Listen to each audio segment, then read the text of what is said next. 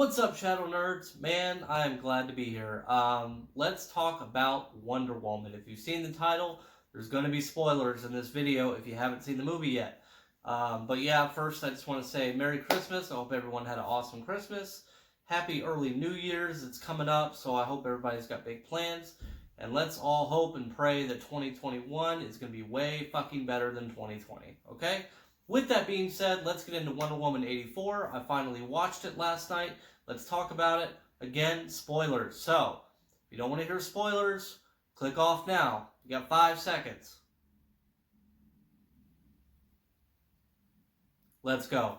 I watched it last night for the first time. I was pre-warned. It was kind of long. Me personally, I didn't mind how long it was. If a movie's good, it can be fucking 8 hours long. I don't give a shit. So did I mind its length? No, it's about 2 hours and 35 minutes. Could it have been shorter? Yes, there's a difference. Even though I didn't mind it, I could definitely see some parts of the movie that could have been cut out, and it probably would have given you the exact same story, and you would have felt the same way. It would have been just fine. Maybe at 2:15, 2:05, something like that. That would have been okay. Let's talk about each character. And you guys can tell I am a big Wonder Woman fan. She's definitely up there, especially for female superheroes. I tried to pull out some Wonder Woman themed shit for you today in honor of Wonder Woman 84. Let's talk about Wonder Woman. My only criticism on her personally would have been it seemed like a good portion of the movie she had resting bitch face on. I don't know why. I don't know if she was just trying to be serious or just come off that way. I know she's also angry at the world because Steve was gone and things like that. So it seemed like a lot of the movie, when she was learning not to trust Maxwell Lord and getting to know Kristen, or Cheetah, sorry, and all this stuff, it seemed like she walked around with a scowl on her face, kind of very Batman-ish, you know.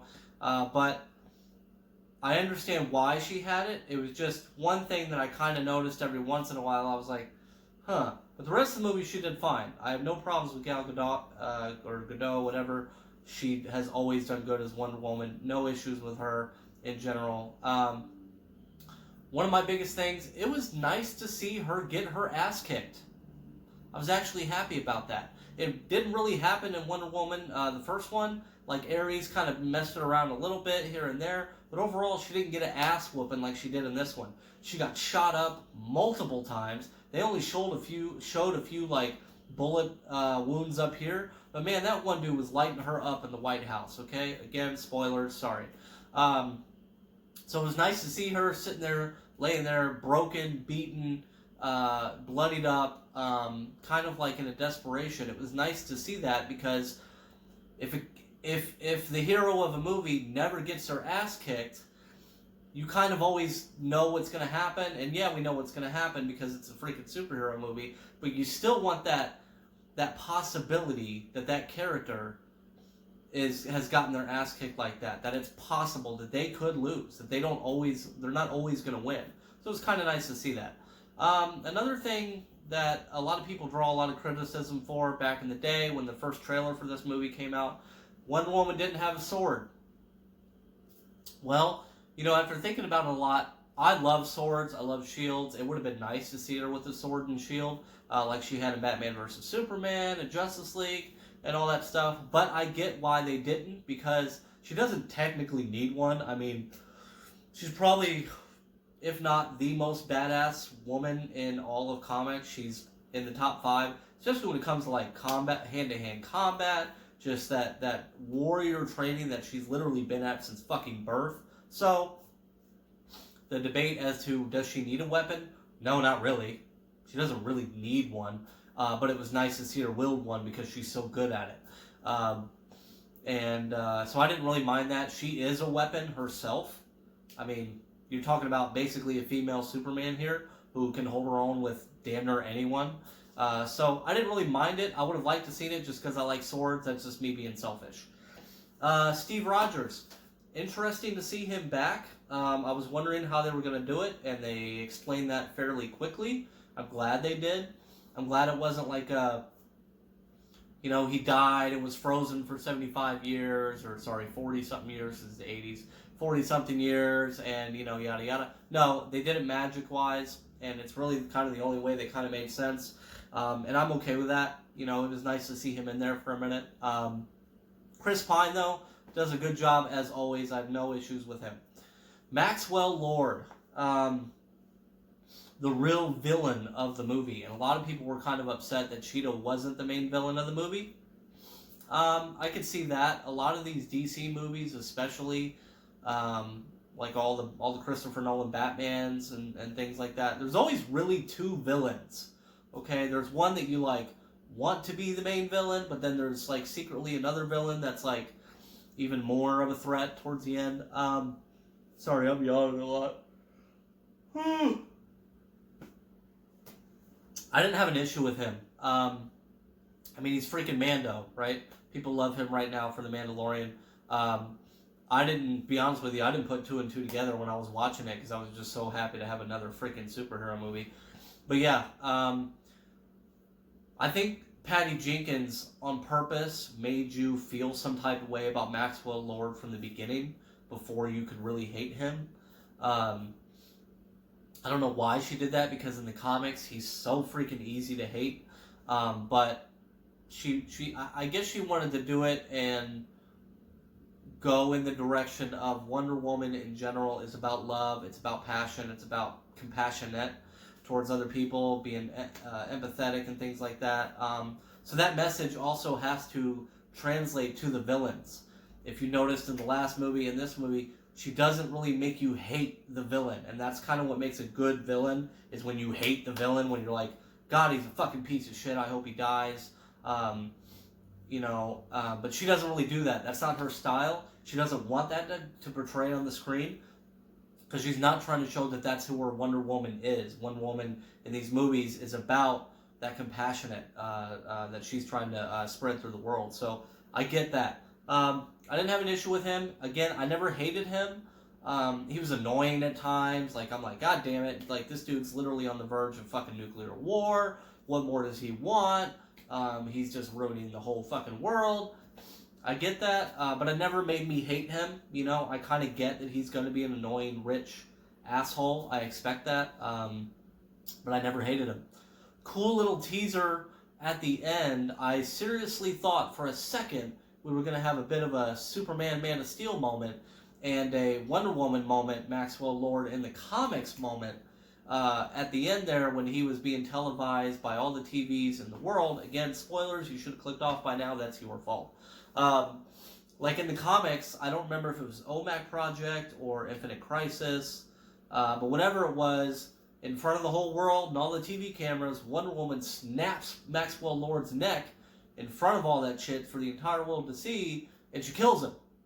And so I thought for a second there, I'm like, holy shit, Patty Jenkins is going in a completely different direction than I thought. Like, the cameras are all on this dude. Wonder Woman's pissed off. She doesn't really she can't really find a way to stop him. Is she gonna fucking snap his neck in front of the world?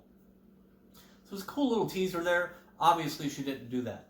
But again, when I was thinking about it, could they have written it like that? They could have, but that wouldn't have been really Wonder Woman's style. It is her style to always find another way in these movies. She's not really a killer, per se, like she is sometimes in the comics. You know, sometimes she does what she's got to do. So, no problem there. Cheetah, Kristen Wiig, Dr. Barbara Minerva. I didn't really have an issue with her either. I would have loved to have seen her as Cheetah more than what we got. What we get, maybe 10 minutes of her as Cheetah of screen time. I would have liked to have seen that more, because I thought once she became Cheetah, I thought she looked great. I didn't think she looked like over CGI'd. I didn't think that she looked like they were trying too hard. I thought she looked fucking great. My opinion. Sorry if you don't like it. But Kristen Wiig herself did a good job. She portrayed that geeky, kind of not, you know, she's so smart, but she's like socially awkward in the beginning. But once she turned it on to being sexy and powerful and all that shit after she made that wish, she pulled it off. It was great. She became a sassy, cool bitch, and it made you like her. It was like, oh, damn, she's pretty cool. And then when she started to become Cheetah, you started to be like, oh, like when she beat the shit out of that fucking drunk towards the second time. He deserved a little bit of it, but she took it to a whole nother level, and you kind of went like, ooh. So it almost made me hate her more than I should have hated Maxwell Lord, I guess, because I liked her so much in the beginning, and that's kind of what makes a good villain sometimes, is when you make that turn. If you're such an amazing, cool character, and you make that turn from being a good person to a bad person, it really makes you hate that person more. So that switch was actually nice. It made me dislike her. I wouldn't say hate, but it made me dislike her for sure. In a good way. I thought Kristen Wiig pulled it off. I wish she had more screen time as the Cheetah. I wish she was more of the villain. But it is what it is. With that being said, let's get into the flying. I was talking to my buddy on the phone, and we were discussing things. He'd already seen it, and I hadn't seen it yet. And I was like, I saw the lightning bolt thing with the lasso, and I was like, some people were up in the air about it. Me, I was kind of like, what I said to him on the phone was like, well, it kind of makes more sense than her flying, and it kind of makes more sense than her driving around an invisible jet in the comics. Well, little did I know, I should have reminded myself, this is a fucking comic book movie. There's going to be comic book aspects to it. Shit that is only going to happen in the comic books, like Cheetah, like, a stone becoming Maxwell Lord, like crazy shit like that. So, the invisible jet, I guess she used some of her dad's powers to kind of emulate what he did to the island and made it invisible, turn it into an invisible jet. I actually thought it was pretty cool. I thought the way they did it worked. It was better than just the hokey dokey invisible jet from like Super Friends or something. I thought the way they did it made it work, and I was okay with that. Wonder Woman flying, I didn't really have a problem with it either, because in majority, I'm not saying all, so don't fucking kill me, majority of the comics, she's able to fly. Okay? So I didn't have a problem with that either. She had to do it at some point, I feel like. Not necessarily that she has to be on par with Superman, but it is nice to have another DC hero as of right now, okay, barring Green Lantern, as of right now that can fly. So I enjoyed it. It was cool to see her fly, and again, remember that Steve Trevor thing. So I like that. I thought maybe in the movie she used the lasso a little too much on certain things. That there were moments where I was like, damn, I wish she would have used the sword and shield on this part versus the lasso. They kind of overused it. I mean, she caught a freaking bullet with the lasso, and I was like, it's a comic book movie, man. Okay. But yeah, other than that, I didn't really have any issues with the movie. If I had to give it a score out of 10, I was going to give it an 8.5 because I was so excited to have a fucking superhero movie this year besides, what was the last one? Endgame? That was a big deal. I mean, really, really. Spider-Man was cool and stuff, but it was nice to have a DC movie, 1. And 2, it was just nice to have Wonder Woman back again. So this year we needed to end on a good note. But with all that being said, when I really think about it, when I compare it to the first Wonder Woman and everything like that, I'm going to give it a 7 to a 7.5. Okay, that's where we're ending that. One last thing I wanted to touch on, besides the end credit scene, the score. I loved it. Hans Zimmer, as usual, you did an awesome job. They still kept the Wonder Woman theme. It wasn't quite as pronounced and very heavy as it was in the previous movie and the BVS movie, but it was still there. If you listened, it was still there. They also used another score, another soundtrack, or a track from the BVS movie, which I was actually really happy to hear because it was one of my favorite from the BVS soundtrack. It was called A Beautiful Lie, and they were using that at the end of the Wonder Woman 84 movie when she was talking to Maxwell Lord with her lasso at the end, and she was trying to get him to like save the world. She was trying to get everybody in the world to save the world and giving her a little speech. They were playing that song in the background. A Beautiful Lie is what it's called. I loved it because it's one of my favorite things from the other soundtrack. It's playing in BVS when Bruce runs away from the like when his parents get killed, it starts, and it's also in the scene where he's running away from the funeral and eventually falls in the hole. Great fucking song. I listen to it all the time. So that was a cool little like throwback to the BVS days with Wonder Woman. So yeah, loved it. End credit scene. They wanted Linda Carter. Spoiler, if you don't know and you hadn't seen it yet, Linda Carter is in the end credit scene. If you don't know who she is, I don't know what to tell you. You clearly live under something. She was the original Wonder Woman in the TV series. It was really cool to see her. I know that they wanted to try and get her in the first movie, and I remember there was like some scheduling conflicts or something. I don't remember what it was, but it was nice to finally see her in this. I loved it. I like that. One last thing I did want to touch upon, now that I'm thinking about it, that gold armor. Okay, it was in the comics. It was mostly in Kingdom Come, I believe, or the Alex Ross, Kingdom, or whatever. It was in there. Go check it out if you want to see that.